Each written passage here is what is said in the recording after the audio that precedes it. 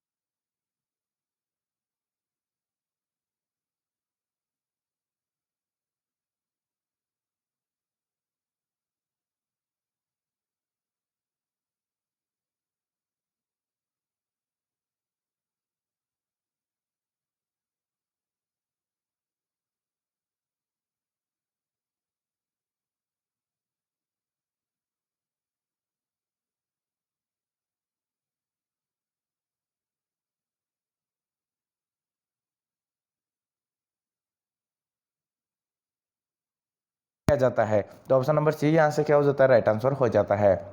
Next question की अपन बात करें, सीमन को कितने डिग्री तापमान पर रखा जाता है। यानी कि जो अपन बात करें कि प्रिजर्व, यानी कि अगर आपको सीमन को अगर कलेक्ट करना है या प्रिजर्वेशन करना है तो आप कितने किस चीज़ में रखकर आप करोगे, या फिर कितने डिग्री सेंटीग्रेड टेम्परेचर के ऊपर रखोगे। तो अपन बात करें सामान्यतः इसको रखा जाता है -196 डिग्री सेंटीग्रेड के ऊपर, जो भी किसमें लिक्विड नाइट्रोजन के अंतर्गत रखा जाता है। लेकिन इसके अलावा अपन बात करें कि -79 डिग्री CO2 के अंतर्गत भी अपन क्या कर सकते हैं, सीमन को कलेक्ट कर सकते हैं या फिर प्रिजर्व कर सकते हैं। तो आई होप आपको समझ में आएगा। ऑप्शन नंबर डी यहाँ से क्या हो जाता है, राइट आंसर हो जाता है। इसके अंतर्गत अपन बात करें कि ज़्यादातर आपके एग्जामों के अंतर्गत पूछा जाता है वो -196 डिग्री पूछा जाता है, और वो भी किस में रखा जाता है, ये पूछा जाता है आपको लिक्विड नाइट्रोजन के अंतर्गत। तो इसे आपको विशेष रूप से आपको ध्यान रखना है, क्योंकि ये क्वेश्चन आपके एग्जाम में छपने वाला क्वेश्चन हो सकता है। बात करें नेक्स्ट क्वेश्चन की, राजस्थान की अर्थव्यवस्था में सर्वाधिक योगदान कौन से पशु का है। तो भेड़ का है, बकरी का है, गाय का है, भैंस का है। तो आपको पता ही होगा कि जो राजस्थान के अंतर्गत अर्थव्यवस्था के अंतर्गत सर्वाधिक योगदान है वो भेड़ का है। और भेड़ का कैसे, आपको पता होगा कि जो सर्वाधिक ऊन उत्पादन है वो आपका कौन करता है, राजस्थान करता है। और जो एशिया की सबसे बड़ी ऊन मंडी है वो भी कहाँ पे, आपके राजस्थान के अंतर्गत है। और राजस्थान के अंतर्गत भी बात की जाए कहाँ पर है, आपकी जो बीकानेर के अंतर्गत स्थित है। तो इसका विशेष रूप आपको ध्यान रखना है कि जो एशिया की सबसे बड़ी ऊन मंडी है वो कहाँ है, बीकानेर के अंतर्गत है, और कहाँ पे, अपने राजस्थान के अंतर्गत ही स्थित है। ऑप्शन नंबर बी यहाँ से क्या होता है, काफी शानदार आंसर निकल के आता है। नेक्स्ट क्वेश्चन की अपन बात करें, गाय व भैंस के ब्याने के 8 घंटे बाद तक जेर नहीं गिरती तो पशु को क्या देना चाहिए। अगर आपका पशु है और वो ब्याह गया है तो उसके बाद में अगर जेर नहीं गिरा रहा है आपका पशु, तो आपको उसको क्या देना चाहिए, बांस की पत्तियों का काढ़ा देना चाहिए, या रिप्लेंट के नाम से एक दवाई आती है वो देनी चाहिए, या ऑक्सीटोक्सिन इंजेक्शन देना चाहिए। तो आपको पता होगा कि ऑप्शन नंबर डी यहाँ से क्या होता है, काफी शानदार आंसर निकल के आता है। या तो अपने को ऑक्सीटोक्सिन का इंजेक्शन दे दो, या रिप्लेंट नामक की दवाई आती है घोल के वो देने की, तो वो दे सकते हो आप। और या फिर आप बांस की पत्तियों का काढ़ा बनाकर, यानी कि उसको यानी कि बांस की पत्तियां लोगे फिर उनको बॉईल करोगे, तो उनसे काढ़ा तैयार करके भी आप दोगे ना, तो उससे भी क्या हो जाता है कि पशु जहर गिरा देता है। तो ऑप्शन नंबर डी यहाँ से क्या होता है, काफी शानदार आंसर निकल के आता है। नेक्स्ट क्वेश्चन की अपन बात करें, भारत में सर्वप्रथम कृत्रिम गर्भाधान किसने व कब करवाया था। तो अगर अपन बात करें कि भारत के अंतर्गत जो प्रथम कृत्रिम गर्भाधान यानी कि आर्टिफिशियल इंसेमिनेशन करवाया था, वो आपका करवाया था आपका संपत कुमार ने। और बात करें मैसूर के अंतर्गत करवाया था। और कहाँ पे करवाया था, आपके मैसूर में करवाया था। और किसने करवाया था, संपत कुमार ने करवाया था। और कब करवाया था, 1939 के अंतर्गत करवाया था। तो इसको विशेष रूप से आपको ध्यान रखना है। तो ऑप्शन नंबर ए यहाँ से क्या हो जाता है, राइट आंसर हो जाता है। नेक्स्ट क्वेश्चन की अपन बात करें, पशुओं को कितने वर्ष की आयु में सींग पर पहला चल्ला बनता है। तो मैंने ये सूत्र के माध्यम से भी समझाया था, अगर आपने क्लास ली होगी तो आई होप आपको पता ही होगा कि सूत्र के द्वारा, मतलब कि अपन बात कर रहे थे कि सींग के द्वारा पशु की आयु ज्ञात कैसे करते हैं। तो मैंने बताया था आपको कि जो प्रथम छल्ला बनता है पशु के सींग में, तो वो प्रथम छल्ला बनेगा वो कब बनेगा, आपके 3 वर्ष की आयु में बनता है। और बाकी के छल्ले बनेंगे वो प्रतिवर्ष बनेंगे। जैसे कि दूसरा छल्ला है वो कब बनेगा, चौथे वर्ष के अंतर्गत बनेगा। तीसरा छल्ला है वो कब बनेगा, 5वें वर्ष के अंतर्गत बनेगा, है ना। तो पहला छल्ला तीसरे वर्ष में बनता है और बाकी के छल्ले हैं वो प्रतिवर्ष बनते रहते हैं। तो अगर पहला छल्ला बनेगा वो कौन से वर्ष में बनेगा, आपके 3 वर्ष के अंतर्गत बनेगा। इसके अलावा मैंने आपको एक फॉर्मूला बताया था कि पशु की आयु, यानी कि पशु की आयु बराबर 2 प्लस छल्लों की संख्या। अगर आप ये फॉर्मूला लगाओगे तो इस छल्लों के माध्यम से भी आप पशु की आयु ज्ञात कर सकते हो। क्या करना है कि पशु की आयु प्लस सॉरी पशु की, अब मैं आपको सूत्र लिख के बता देता हूँ, पशु की आयु, यानी कि अगर आपको पशु की आयु ज्ञात करनी है तो आपको कौन सा सूत्र लगाना है, 2 प्लस छल्लों की संख्या, है ना। इससे आप क्या कर सकते हो, आप पशु की आयु का ज्ञात कर सकते हो। चलिए नेक्स्ट क्वेश्चन की ओर आप बात करें कि किसी पशु के सींग पर छल्लों की संख्या 3 बने हुए हैं तो उस पशु की आयु कितनी होनी चाहिए। तो मैंने आपको फॉर्मूला बताया, सीधा सा याद रखना है कि अपने को आयु निकालनी है, और सूत्र क्या था अपना, 2 प्लस छल्लों की संख्या, 2 प्लस, अब छल्ले इसमें कितने दिए गए, 3 दिए गए हैं, तो 3 और 2 कितने होते हैं, 5 होते हैं। तो ये कितने वर्ष का पशु हो जाएगा, 5 वर्ष का पशु हो जाएगा। तो ऑप्शन नंबर सी यहाँ से क्या हो जाता है, राइट आंसर हो जाता है। और इस सूत्र को भी आपको ध्यान रखना है क्योंकि ये सूत्र भी काफी बार पूछा जाता है। बात करें पशु की आयु ज्ञात करने का सर्वोत्तम विधि कौन सी है, तो मैंने बताया था आपको कि एक तो आप फिजिकल यानी कि शारीरिक दशा देखकर पशु की आयु ज्ञात कर सकते हो, खुर देखकर भी ज्ञात कर सकते हो, और सींग देखकर भी ज्ञात कर सकते हो, और दांतों के द्वारा भी ज्ञात कर सकते हो। लेकिन अगर आपसे ये पूछा जाए कि सर्वोत्तम विधि कौन सी है पशु की आयु ज्ञात करने की, तो वो कौन सी हो जाती है, आपकी दांत के द्वारा पशु की आयु ज्ञात करना सबसे सर्वोत्तम विधि मानी जाती है। और दांतों के अंतर्गत भी आपको उससे पूछ लिया जाए कि आपके 4 प्रकार के दांत होते हैं, इंसाइजर होते हैं, फिर कैनाइन होते हैं, फिर प्रीमोलर होते हैं, फिर मोलर होते हैं। तो इनके अंतर्गत अगर बात करें कि जो आयु का अनुमान लगाया जाता है या एज डिटर्मिनेशन की जाती है, वो किस दांतों के द्वारा की जाती है, इंसाइजर द्वारा की जाती है, जिसे कि अपन क्या कहते हैं, कर्तनक दांत। कर्तनक दांतों के द्वारा क्या किया जाता है, आपके पशुओं की आयु का ज्ञात किया जाता है। कैनाइन दांत होते हैं यानी कि उसे अपन क्या कहते हैं, कील दांत कहते हैं। और इसके अंतर्गत क्या होता है, ये आपके ज्यादातर जो आपके मांसाहारी पशु होते हैं उनके अंतर्गत पाए जाते हैं, है ना। जो मांसाहारी पशु होंगे उनके अंतर्गत ही कील दांत या कैनाइन टीथ पाए जाते हैं। आपके जो रूमिनेंट पशु है, गाय भैंस भेड़ बकरी, इनके अंतर्गत अनुपस्थित होते हैं। प्रीमोलर होते हैं, ये आपके क्या होते हैं कि स्थायी दांत भी आते हैं और अस्थायी दांत भी आते हैं।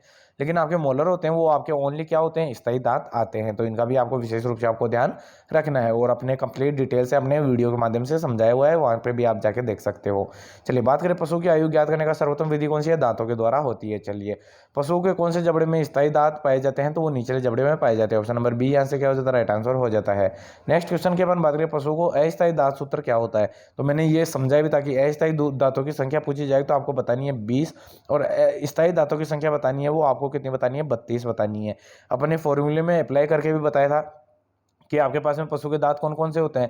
पहले आते हैं आपके इंसाइजर जिसे क्या कहते हैं, कर्तनक दांत, फिर आते हैं केल दांत, प्रीमोलर जिसे कि अपन क्या कहते हैं, अगर चौड़क, फिर आते हैं आपके मोलर जिसे कि क्या कहते हैं अपन, चौड़क दांत कहते हैं।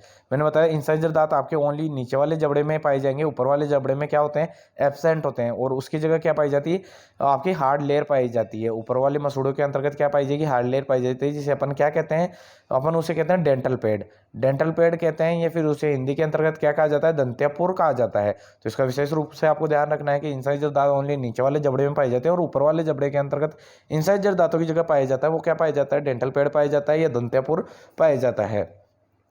चलिए बात करें कि अपन सूत्र की बात कर रहे थे कि आपके स्थायी दांत अस्थायी दांत का सूत्र कौन सा था, तो मैंने बताया आपको कि जो इंसाइजर दांत है वो आपके स्थायी भी आते हैं और अस्थायी भी आते हैं, और कील दांत है वो आपके अनुपस्थित होते हैं, किसके अंतर्गत, जो आपकी गाय भैंस भेड़ बकरी होते हैं उनके अंतर्गत। बात करें कि आपके पशुओं के अंतर्गत जो प्रीमोलर है वो आपके क्या होते हैं, अस्थायी आते हैं, लेकिन आपके मोलर है वो क्या होता है, अस्थायी सॉरी स्थायी दांत नहीं आते। तो ये अस्थायी दांत नहीं आते, ओनली स्थायी दांत ही आते हैं। प्रीमोलर सॉरी मोलर दांत क्या होते हैं आपके, ओनली स्थायी दांत आते हैं, ये अस्थायी दांत नहीं आते। तो ये क्या हो जाएंगे, 0 0 हो जाएंगे। और आपके प्रीमोलर हैं वो आपके स्थायी और अस्थायी दोनों आते हैं। और जो इंसाइजर टीथ है जिसे कर्तनक दांत कहते हैं, ये भी आपके क्या होते हैं, अस्थायी दांत भी आते हैं और स्थायी दांत भी आते हैं। तो अस्थायी की बात करेंगे तो कितने होते हैं, 3 और 3 6 6 4 10। अगर अपन बात करें 2 जबड़े होते हैं तो 10 को 2 से गुणा करोगे तो आपके कितने हो जाते हैं, 20 दांत हो जाते हैं। तो ऑप्शन नंबर ए यहाँ से क्या हो जाता है, फॉर्मूला सही हो जाता है। अस्थायी दांतों के अंतर्गत मैंने बताया कि मोलर टीथ नहीं पाए जाते, इसका विशेष रूप से आपको ध्यान रखना। पशुओं में स्थायी दांत ज्ञात करने का सूत्र कौन सा है, तो मैंने बताया था कि स्थायी दांत सूत्र का ज्ञात करने का जब पूछा जाए तो आपको मोलर के अंतर्गत 3 3 दांत और जोड़ देने हैं, यानी कि 3 3 सेट और जोड़ देने हैं। तो ऑप्शन नंबर बी यहाँ से क्या हो जाता है, राइट आंसर हो जाता है। इसके अंतर्गत देखो आपके इंसाइजर दांत हैं वो 4 है, कील दांत आपके पाए नहीं जाते, 3 3 प्रीमोलर हो गए, और आपके 3 3 ही क्या हो जाते हैं, आपके मोलर दांत पाए जाते हैं, क्योंकि ये मोलर दांत होते हैं वो ओनली स्थायी दांत ही आते हैं, अस्थायी नहीं होते। तो स्थायी के अंतर्गत भी अपन फॉर्मूले के अंतर्गत काउंट करके देखते हैं तो 3 यहाँ पे और 3 यहाँ पे, यानी कि 6 6 12 12 और 4 16 दांत हो गए, और अपन इसको गुणा करेंगे 2 से 16 दूनी 32। तो स्थायी दांतों की संख्या कितनी हो जाती है, आपकी 32 हो जाती है। चलिए नेक्स्ट क्वेश्चन की ओर बढ़ते हैं, काफी शानदार क्वेश्चन है, पशुओं में स्थायी दांतों की संख्या कितनी होती है? तो स्थायी दांत मैंने पहले बता दिया कि आपके 32 दांत होते हैं, वो स्थायी दांतों की संख्या पाई जाती है। भेड़ बकरियों में अस्थायी दांतों की संख्या कितनी होती है? तो अस्थायी दांतों की सब बात करेंगे तो अपन कितने पाए जाते हैं? 20 दांत पाए जाते हैं, जो अपने फॉर्मूले के माध्यम से भी अपन ने सोल्व करके देख लिया। चलिए नेक्स्ट क्वेश्चन की अपन बात करें कि गाय, भैंस, भेड़, बकरी के जन्म के कितने माह बाद सभी अस्थायी दांत आ जाते हैं? तो अस्थायी दांत आपके 1 माह के अंतर्गत आ जाते हैं, जो अपन ने वीडियो के माध्यम से पूरा समझाया हुआ है। चलिए नेक्स्ट क्वेश्चन की अपन बात करें, गाय, भैंस में प्रथम स्थायी दांत, ये आपके काफ़ी इंपॉर्टेंट क्वेश्चन है। प्रथम स्थायी दांतों की बात करिए, स्थायी जोड़े की बात नहीं की, स्टार्ट के अंतर्गत जो फर्स्ट जोड़ा निकलता है ना स्थायी दांतों का, वो कितने वर्ष की आयु के अंतर्गत निकल जाता है? तो वो 2 से ढाई वर्ष की आयु के अंतर्गत निकल जाते हैं। लेकिन कंप्लीटली अगर आप पूछ लिए जाए कि गाय, भैंसों में कंप्लीट जो दांत है वो स्थायी कब आ जाते हैं? तो 4 से साढ़े 4 वर्ष के अंतर्गत आते हैं। तो इसका विशेष रूप से आपको ध्यान रखना है, यहाँ पे प्रथम स्थायी दांत पूछा है। प्रथम स्थायी दांत का नाम आएगा तो 2 से ढाई वर्ष करना है आपको। बात करें कि गाय व भैंस से संपूर्ण स्थायी दांत कितने वर्ष पे आ जाते हैं? तो संपूर्ण स्थायी दांत के मैंने बता दिया 4 से साढ़े 4 वर्ष लग जाते हैं। तो ऑप्शन नंबर डी यहाँ से क्या हो जाता है? राइट आंसर हो जाता है। भेड़ बकरी में सभी अस्थायी दांत कितने माह की आयु में आ जाते हैं? तो वो गाय भैंस की बात की, भेड़ बकरियों की बात की जाएगी तो आपके ऑलमोस्ट 6 से 10 माह के अंतर्गत आपके सभी अस्थायी दांत क्या होते हैं? भेड़ बकरियों में आ जाते हैं। लेकिन यही अपन बात करें भेड़ बकरियों में संपूर्ण स्थायी दांत कितने आयु में आते हैं? तो वो 2.5 से 3 वर्ष की आयु के अंतर्गत आपके भेड़ बकरियों के अंतर्गत स्थायी दांत कंप्लीटली आ जाते हैं। अब बात करें कि आहार से रिलेटेड अपन ने एक वीडियो अपलोड कर देंगे, जिसके अंतर्गत आपको साइलेज बनाना, है बनाना, आहार कब दिया जाता है, कैसे दिया जाता है, उसकी मात्रा क्या होती है, बात करें कि उसको देने का तरीका क्या है, प्रिजर्वेशन का तरीका क्या है। तो अपन चारे को प्रिजर्व करते हैं, वो है के द्वारा भी करते हैं, साइलेज के द्वारा भी करते हैं। तो इनकी कंप्लीट ही मैं वीडियो डाल दूंगा। अब अपन ऑब्जेक्टिव की बात कर लेते हैं। तो इसके अंतर्गत भी अपन कुछ-कुछ डिस्कस करते हुए चलेंगे ताकि आपको समझ में आ जाए। हरे चारे को हरी अवस्था में गड्ढों में संग्रहित करना क्या कहलाता है? तो वो क्या कहलाता है? आपका साइलेज कहलाता है। साइलेज क्या होता है? हरा चारा होता है। हरा चारे को हरी अवस्था में ही अगर प्रिज़र्व कर रहे हैं, तो वो क्या कहलाता है? साइलेज कहलाता है। लेकिन अपन ऐसे ही क्या करें कि अगर सूखे चारे को अगर स्टोर कर रहे हैं, तो उसे अपन क्या कहते हैं? है कहते हैं। तो इसका विशेष रूप से आपको ध्यान रखना, सूखा चारा क्या होगा? है होगा और गीला चारा क्या होगा? आपका साइलेज होगा, जिसे अपन प्रिज़र्व करते हैं। तो ऑप्शन नंबर बी यहाँ से क्या हो जाता है? राइट आंसर हो जाता है। नेक्स्ट क्वेश्चन की अपन बात करें, साइलेज बनाने का सर्वोत्तम समय कौन सा है? तो सितंबर अक्टूबर है वो आपका सर्वोत्तम समय माना जाता है। और साइलेज जो बनाते हैं, तो जिस गड्ढे के अंतर्गत अपन ये हरा चारा प्रिजर्व करते हैं या रखते हैं, तो वो अपन क्या बोलते हैं? इसे साइलो कहा जाता है। इस गड्ढे को क्या कहा जाता है? साइलो कहा जाता है।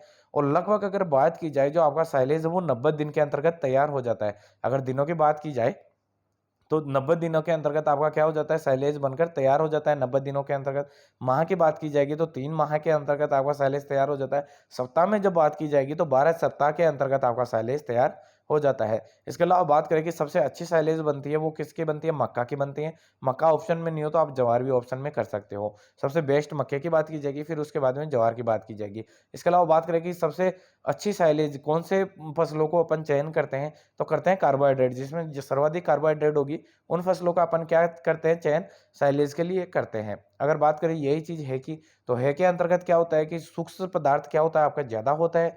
इसके अंतर्गत ड्राई मैटर क्या होगा? ज़्यादा होगा। और इसको बनाने के अंतर्गत भी कम टाइम लगता है। और दूसरी चीज़ ये कि है बनाने के लिए सर्वोत्तम जो फसल होती है वो कौन-सी होती है? बरसीम होती है, वो काफ़ी बार पूछी जाती है। और अगर इसके अलावा अपन बात करें कि जो साइलेज होता है, उसकी क्वालिटी मेंटेन करने के लिए अपन किस क्वालिटी वाली फसल को प्रेफ़रेंस देते हैं, वो करते हैं प्रोटीन। जो सर्वाधिक प्रोटीन होंगी उसका ही अच्छा साइलेज बनाया जाता है। तो चलिए अब आगे के क्वेश्चन सॉल्व करते हैं ताकि अपन कम टाइम के अंतर्गत अधिक से अधिक क्वेश्चन सॉल्व कर सकें। साइलेज बनाने का सर्वोत्तम समय कौन-सा होता है? आपके सितंबर, अक्टूबर होता है। इसके अलावा अपन बात करें सर्वोत्तम साइलेज कौन-सी फसल का बनाया जाता है? मक्के का बनाया जाता है, मैंने आपको बता ही दिया। मक्का ऑप्शन में नहीं हो तो ज्वार भी कर सकते हो। नेक्स्ट क्वेश्चन की अपन बात करें, साइलेज बनाने के लिए कौन-सी फसलों का ज़्यादा उपयोग किया जाता है? तो वो आपके कार्बोहाइड्रेट वाली फसलों का चयन किया जाता है। मैंने पहले बता दिया कि साइलेज बनाने के लिए कौन-सा उपयोगी रहता है? कार्बोहाइड्रेट रहता है। नेक्स्ट क्वेश्चन की अपन बात करें, साइलेज किस अम्ल की उपस्थिति के कारण मीठा होता है? तो ये आपका लैक्टिक अम्ल पाया जाता है, उसके कारण क्या होता है? आपका साइलेज मीठा होता है। तो ऑप्शन नंबर बी यहाँ से क्या होता है? काफ़ी शानदार आंसर निकल के आता है।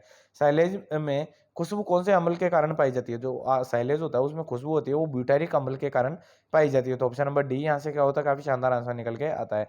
साइलेज बनाने के लिए बनाए गए गड्ढे को क्या कहते हैं? तो मैंने पहले बता दिया कि जो साइलेज बनाते हैं उसके लिए जो गड्ढा तैयार करते हैं उसे अपन क्या कहते हैं? साइलो कहते हैं। तो अपन क्या कहते हैं? इसे साइलो कहा जाता है। तो ऑप्शन नंबर ए यहाँ से क्या हो जाता है? राइट आंसर हो जाता है। नेक्स्ट क्वेश्चन की अपन बात करें, साइलेज में शुष्क पदार्थ की मात्रा, काफी इंपॉर्टेंट क्वेश्चन है कि साइलेज में शुष्क पदार्थ की मात्रा होती है वो क्या होती है, 35 से 40% पाई जाती है। और 60 से 65% आपका कौन सा होता है, नमी पाई जाती है। या फिर आपका जो नमी की मात्रा होती है वो आपकी 60 से 65% पाई जाएगी। और जो आपका शुष्क या ड्राई मैटर होगा वो 35 से 40% पाया जाता है। ये काफी इंपॉर्टेंट क्वेश्चन है और काफी बार पूछा जाता है। चलिए नेक्स्ट क्वेश्चन की ओर बात करें, साइलेज में नमी की मात्रा होती है वो कितनी होती है, आपकी 60 से 65% होती है। साइलेज कितने दिन में तैयार हो जाता है, तो मैंने बताया कि आपके 12 सप्ताह बोले या 3 माह बोले या 90 दिन बोले, इसके अंतर्गत आपका क्या होता है, साइलेज तैयार हो जाता है। तो ऑप्शन नंबर सी यहाँ से क्या हो जाता है, राइट आंसर हो जाता है। अच्छे साइलेज का पीएच मान की बात करेंगे तो अच्छे साइलेज का पीएच मान होता है वो 4.3 होता है। इसका विशेष रूप से आपको ध्यान रखना, अगर ऑप्शन में 4.3 नहीं आए तो 4 भी कर देना है। तो अगर अपन बात करें अकॉर्डिंग टू ऑप्शन, ये आपके नेशनल सीड कॉर्पोरेशन के अंतर्गत पूछा गया है, तो आपके 4 ऑप्शन में दिया गया था, तो ये भी आपको सही कर लेना है। लेकिन कई बार क्या होता है, एग्जैक्ट दे दिया जाता है, तो 4.3 इसका पीएच होता है। तो ऑप्शन नंबर ए यहाँ से क्या होता है, राइट आंसर हो जाता है। सूखे चारे की गुणवत्ता व पोषण मान बढ़ाने के लिए किससे उपचारित करना चाहिए, तो वो आपको यूरिया का 1% के गोल से उपचारित करना चाहिए। तो इसका विशेष रूप से आपको ध्यान रखना है कि जो आपके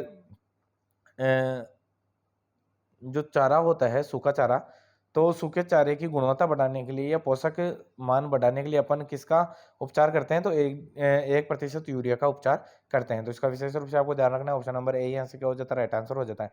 चारे को खुली जगह में संग्रहित करना क्या कहलाता है, तो मैंने बताई दिया आपको, खुली जगह के अंतर्गत चारे को संग्रह करते हैं उसे अपन क्या कहते हैं, है कहते हैं। है में कौन सा विटामिन पाया जाता है, तो विटामिन ए सर्वाधिक पाया जाता है है में। तो इसका विशेष रूप से आपको ध्यान रखना है किन फसलों से बनाया जाता है, तो मैंने बता दिया कि जिन फसलों में सर्वाधिक प्रोटीन होगा उन फसलों को अपन क्या करते हैं, है के लिए यूज में लेते हैं। तो ऑप्शन नंबर डी यहाँ से क्या होता है, काफी शानदार आंसर निकल के आता है। सर्वोत्तम है किस फसल से बनाया जाता है, तो मैंने आपको बता दिया सर्वोत्तम है वो आपका बरसीम से बनाया जाता है। और सर्वोत्तम जब साइलेज की बात की जाएगी वो किससे बनाई जाती है, आपकी मक्के से बनाई जाती है। तो इनका विशेष रूप से आपको ध्यान रखना है। में नमी प्रतिशतता होती है वो कितनी होती है, आपके 80 से 85% नमी होती है। सॉरी, आपकी जो नमी होती है ना वो आपके 15 से 20% होती है। आपका जो शुष्क पदार्थ होता है ना वो होता है आपका 80 से 85% है के अंतर्गत। आपको ध्यान रखना है, जो है के अंतर्गत नमी होगी वो 15 से 20% पाई जाती है। और अगर यही पूछी जाए आपके साइलेज में, तो आपके 60 से 65% क्या होती है, नमी होती है। जो आपके आपके 40 से 45% होता है वो आपका क्या होता है, ड्राई मैटर होता है, किसमें, साइलेज के अंतर्गत। लेकिन आपको है पूछा है में नमी कितनी होगी, 15 से 20% होती है। है में शुष्क पदार्थ की मात्रा पूछी जाए तो वो कितनी होगी, 80 से 85% पाई जाती है। तो ऑप्शन नंबर बी यहाँ से क्या हो जाएगा, राइट आंसर हो जाएगा।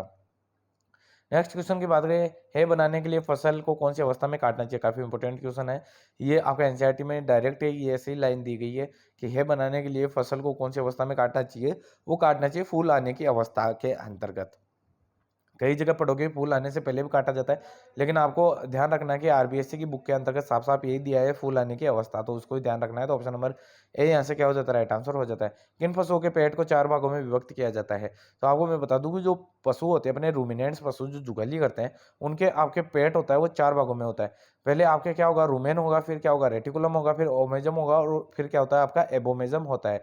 रूमेन होता है वो आपका जो सबसे बड़ा भाग पाया जाता है, और जो आमाशय का 80% भाग होता है वो कौन सा होता है, आपका रुमेन होता है। रेटिकुलम की जब बात की जाएगी तो हनीकॉम्ब लाइक स्ट्रक्चर पाई जाती है। इसके अंतर्गत जो एक्सेस वाटर होता है, ज्यादा पानी होता है, उसको एब्जॉर्व करने का काम किया जाता है।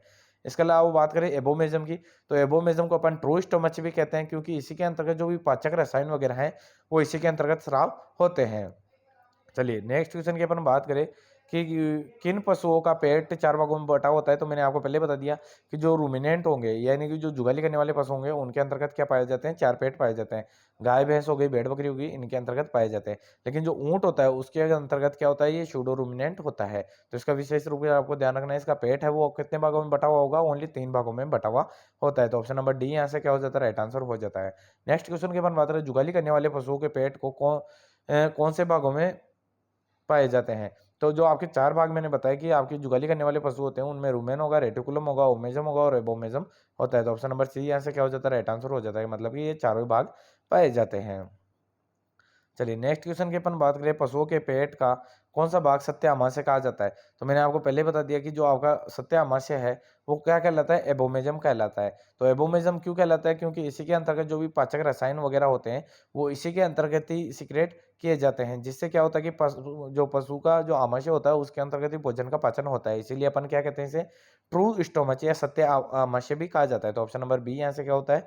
राइट आंसर हो जाता है। नेक्स्ट क्वेश्चन की अपन बात करें, निम्न में से कौन सा पशु सूडो रुमिनेंट्स की श्रेणी में आता है? तो मैंने बता ही दिया आपको, सूडो रुमिनेंट्स कौन होता है? वो आपका ऊंट होता है। और ऊंट के अलावा कई बार लामा भी दिया जाता है। लो लामा का भी आपको ध्यान रखना है। लामा भी क्या है? आपका सूडो रुमिनेंट पशु है और ऊंट भी सूडो रुमिनेंट पशु है। बात करें नेक्स्ट क्वेश्चन की, ऊंट के आमाशय में कौन सा भाग नहीं पाया जाता? तो रूमेन नहीं होता, रेटिकुलम नहीं होता, ओमेजम नहीं होता है, एबोमेजम नहीं होता। तो मैंने बताया कि जो रूमेन होता है वो आपका आमाशय का 80% भाग होता है, सबसे बड़ा भाग होता है। रेटिकुलम है, उसमें हनीकॉम्ब लाइक स्ट्रक्चर पाई जाती है, जो एक्सेस वाटर होगा इसको ऑब्जर्व करेगा। एबोमेजम ओमेजम सॉरी ओमेजम होगा, वो क्या होता है कि आपके ऊंट के अंतर्गत अनुपस्थित होता है, इसीलिए अपन इसे क्या कहते हैं? सूडो रुमिनेंट कहते हैं। सूडो रुमिनेंट इसलिए कहा जाता है क्योंकि इसमें जो ओमेजम है वो आपका क्या होता है? अनुपस्थित होता है। और एबोमेजम होता है उसे अपन क्या कहते हैं? ट्रू स्टोमच, क्योंकि इसी के अंतर्गत जो भोजन का है पाचन होता है। तो ऑप्शन नंबर सी यहाँ से क्या हो जाता है? राइट आंसर हो जाता है। नेक्स्ट क्वेश्चन के अपन बात करें, कौन से पशु के आमाशय में चारों भाग नहीं होते? तो ऑब्वियसली बात वही पूछी गई है आपके पास में कि 3 भाग किसी में तो 4 नहीं होते, तो इसका मतलब 3 भाग होते हैं। तो बकरी के अंतर्गत 4 भाग होते हैं, गाय में 4 भाग होते हैं, भेड़ में 4 भाग होते हैं, लेकिन ऊंट के अंतर्गत क्या होते हैं? आपके 3 ही भाग होते हैं। और जो आपका ओबेमेजम होता है वो क्या होता है? आपके इसके अंतर्गत अनुपस्थित पाया जाता है। तो ऑप्शन नंबर बी यहाँ से क्या हो जाता है? राइट आंसर हो जाता है। नेक्स्ट क्वेश्चन की अपन बात करें, किस श्रेणी के पशु के खुर 2 भागों में विभक्त होते हैं? तो ज्यादातर आपके जो जितने भी जुगाली करने वाले पशु है या रूमिनेंट पशु हैं, उनके अंतर्गत क्या होंगे? जो खुर होंगे वो 2 भागों में विभक्त होते हैं। तो ऑप्शन नंबर ए यहाँ से क्या हो जाता है? राइट आंसर हो जाता है। यानी कि जो रूमंती पशु होते हैं उनके अंतर्गत जो पशुओं का खुर होता है वो 2 भागों में बटा हुआ होता है। नेक्स्ट क्वेश्चन के अपन बात करें, किस श्रेणी के पशु जुगाली नहीं करते? तो रुमंती पशु नहीं करते, आवासीय रुमंती पशु नहीं करते, या अरुमंती नहीं करते। तो इसके जब अपन बात करेंगे कि जैसे अपन ने बात की कि जुगाली कौन से पशु नहीं करते, तो अब अपन बात करें रूमिनेंट यानी कि रुमंती पशु, जो कि आपके गाय भैंस भेड़ बकरी आते हैं। तो लेकिन ये जुगाली करते हैं, लेकिन इसके अंतर्गत क्या होता है? ये जुगाली करते हैं। तो ये तो करेंगे। आवासीय की बात करेंगे तो ऊंट होता है वो आपका क्या होता है? आवासीय होता है, लेकिन वो भी क्या करता है? जुगाली करता है। लेकिन अरुमंती यानी कि जो नॉन रूमिनेंट होते हैं, जो कि ज़्यादातर मांसाहारी पशु होते हैं, वो क्या होते हैं? नॉन रूमिनेंट होते हैं, और ये क्या करते हैं? जुगाली नहीं करते। तो ऑप्शन नंबर सी यहाँ से क्या हो जाता है? राइट आंसर हो जाता है। बात करें पशुओं का आमाशय का सबसे बड़ा भाग कौन सा है? तो मैंने आपको समझाया कि सबसे बड़ा भाग होता है वो कौन सा होता है? रुमेन होता है, जो कितना प्रतिशत होता है? आपके कंप्लीट आमाशय का 80% होता है। चलिए नेक्स्ट क्वेश्चन के अपन बात करें, आमाशय का कौन सा भाग की संरचना मधुमक्खी की छत्ती के समान होती है? तो मैंने आपको पहले बता दी, जो रेटिकुलम होता है वो हनीकॉम्ब लाइक स्ट्रक्चर इसमें पाई जाती है, जो एक्सेस वाटर होता है उसे ऑब्जर्व करने का काम करता है। तो ऑप्शन नंबर बी यहाँ से क्या होता है? काफी शानदार आंसर निकल के आता है। नेक्स्ट क्वेश्चन के अपन बात करें, हनीकॉम्ब किससे संबंधित है? तो आपको पता होगा रेटिकुलम है, उससे आपके हनीकॉम्ब स्ट्रक्चर है वो क्या हो जाती है? इससे संबंधित हो जाती है। तो ऑप्शन नंबर सी यहाँ से क्या होता है? राइट आंसर हो जाता है। नेक्स्ट क्वेश्चन के अपन बात करें, आमाशय के कौन से भाग को पाचन रसों का स्राव होता है? तो मैंने आपको बताया था जो एबोमेजम है वो उसके अंतर्गत ही आपके जो पाचक रसायन है उनका स्राव होगा, और इसी के अंतर्गत आपका क्या होता है? भोजन का पाचन होता है। इसीलिए अपन इसे क्या कहते हैं? एबोमेजम को अपन ट्रू स्टोमच कहा जाता है। ट्रू स्टोमच यानी कि सत्य आमाशय कहा जाता है। इसीलिए कहा जाता है क्योंकि इसमें भोजन का पाचन होता है, और पाचन कब होगा? जब पाचक रसायन इसमें स्रावित होंगे। तो ऑप्शन नंबर डी यहाँ से क्या हो जाता है? राइट आंसर हो जाता है। नेक्स्ट क्वेश्चन की अपन बात करें, भारत का दूध उत्पादन में विश्व में कौन सा स्थान है? तो वो आपका प्रथम स्थान है। पहले भी प्रथम स्थान था, आने वाले टाइम पे भी प्रथम स्थान है, और अभी भी प्रथम स्थान है। आने वाले टाइम पे काफी टाइम तक आपका इसी के अंतर्गत फर्स्ट स्थान रहने वाला है, क्योंकि आपको पता ही होगा कि जो आपके इंडिया है इसके अंतर्गत पशु तो हैं कम, लेकिन दूध उत्पादन हो रहा है ज्यादा। तो ये आप भी समझ सकते हो कि दूध उत्पादन कैसे तैयार कर रहे होंगे, तो मिलावटी कितनी ज्यादा हो रही है। तो ये आप लोग खुद समझदार हो तो आप समझ सकते हो। लेकिन इतना है कि आने वाले टाइम तक, काफी टाइम तक अपना बराबरी कोई नहीं करने वाला। दबा के अपन क्या करेंगे? मिलावटी वाला दूध बेचेंगे और लोग ऐसे ही पीती रहेंगे। चलिए बात करें अब नेक्स्ट क्वेश्चन की, तो वो अपन नेक्स्ट वीडियो के अंतर्गत बात करेंगे। आई होप आपको अगर वीडियो पसंद आए तो ज़्यादा से ज़्यादा लाइक करें, शेयर करें। और आपको मैंने बताया कि आपको 300 क्वेश्चन के लगभग दूंगा। 300 क्वेश्चन के अंतर्गत आपका जो वह भाग है जो आपका पशु परिचर का, वो यहाँ से कंप्लीट होने वाला है। चाहे आपका पेपर होगा उस दिन आप यहाँ से मिला के देख लेना। चलिए मिलते हैं नेक्स्ट वीडियो में नेक्स्ट अपडेट के साथ। Thank you friends.